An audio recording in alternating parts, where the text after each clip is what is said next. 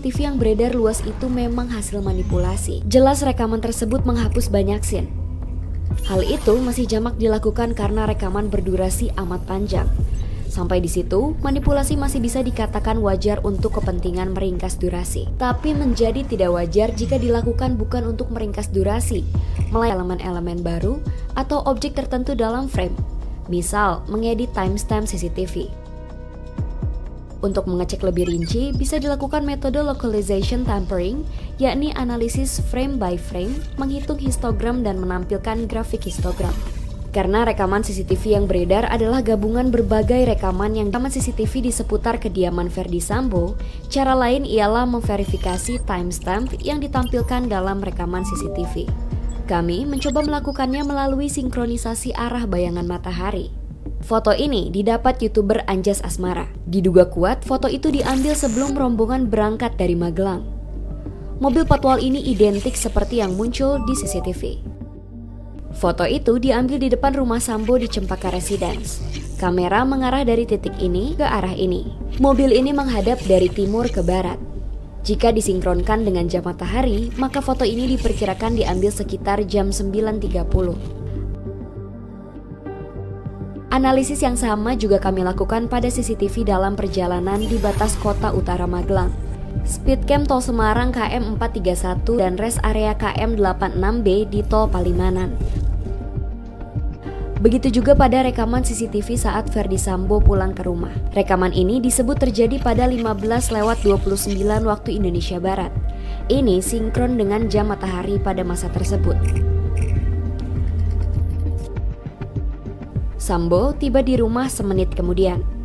Lalu CCTV berikutnya menggambarkan rombongan dari Magelang datang pada 15:41 waktu Indonesia Barat.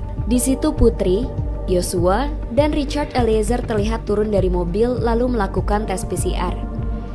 Jam 15.49 adalah kali terakhir Yosua terlihat di CCTV.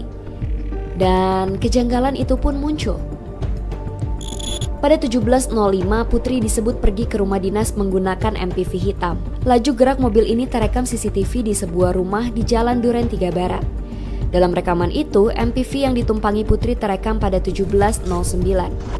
Jika mengecek bayangan matahari, waktu dalam CCTV itu tidak cocok. Kami coba mempertajam bayangan mobil ini sehingga terlihat outline bayang-bayang. Hasilnya tetap tidak sinkron dengan jam matahari. Kejanggalan lain pun muncul pada rekaman berikutnya. Menyusul Putri, Sambo terlihat keluar dari garasi rumah di Saguling pada jam 17.10.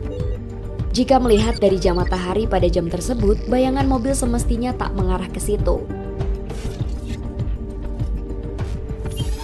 Seharusnya mengarah ke sisi ini. Kami mencoba mengecek adakah objek lain di halaman rumah Sambo yang menghalangi sinar matahari. Misal, pohon atau benda lain sehingga menciptakan bayangan ini. Nyatanya tidak ada, ini memang bayangan mobil Ferdy Sambo. Jika disinkronkan dengan jam matahari, bayangan mobil mengarah ke titik tersebut lebih cocok terjadi dalam rentang jam 11 hingga jam 3 sore, bukan 17:10. Kuat dugaan rekaman CCTV tidak diambil pada jam 5 sore seperti yang tertera dalam CCTV tersebut. Indikasi kejanggalan ini sudah diendus Komnas HAM ketika mereka menerima rekaman itu. Ini kami nggak merasa puas dengan CCTV yang kami terima. Ya, itu dia akui misalnya ketika seolah-olah dia kan pergi ke satu tempat bukan rumah dinas ya. Terus kemudian kalau dilihat di CCTV itu kan patwalnya berhenti. Sebelumnya dibangun keterangan bahwa dia ditelepon setelah terjadi kekerasan seksual dan tembak-menembak.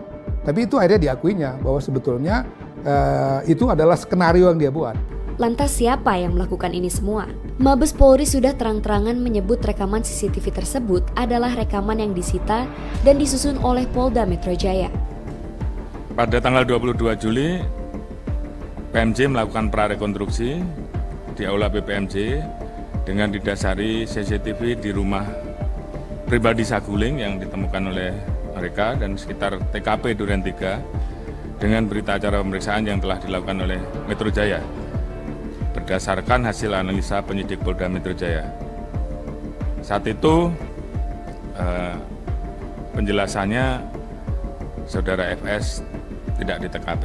Selanjutnya Pada tanggal 23 Juli dilakukan olah TKP gabungan Polda Metro dan Barreskrim untuk melihat kesesuaian hasil prarekonstruksi. Hasil olah TKP ini menunjukkan inkonsistensi keterangan-keterangan dari prarekonstruksi yang dikumpulkan oleh penyidik Polda Metro Jaya. Sebelum beredar, rekaman CCTV sempat diputar Polda Metro Jaya saat mengundang Lembaga Perlindungan Saksi dan Korban atau LPSK. Pertemuan ini terjadi pada 29 Juli di ruang rapat Direktorat Reserse Kriminal Umum Polda Metro Jaya. Yaitu di 29 Juli itu ada rapat perihalnya tentang perlindungan korban kekerasan seksual perempuan dan anak. Rapat itu pada intinya tidak membahas hal umum menyangkut perlindungan terhadap perempuan dan anak menjadi korban kekerasan, tetapi dikhususkan itu membahas Ibu PC. Jadi rapat itu hanya membicarakan soal Ibu PC dan mendorong, si pengundangnya mendorong agar LPSK segera melindungi Ibu PC.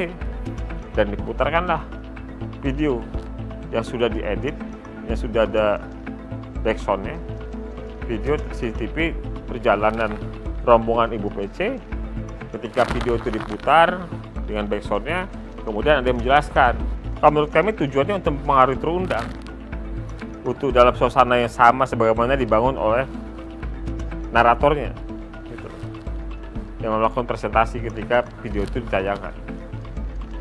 Salah seorang petinggi Polda yang hadir dalam rapat itu adalah Wadir Krimum AKBP Jerry Siagian. Belakangan, ia ditahan di Makobrimob karena diduga terlibat dalam manipulasi kebenaran kasus pembunuhan Yosua. Apakah perbuatan Jerry Siagian dan yang membantunya ini diketahui atasannya di Polda Metro Jaya? Dalam hal ini tentu saja, sang Kapolda Fadil Imran.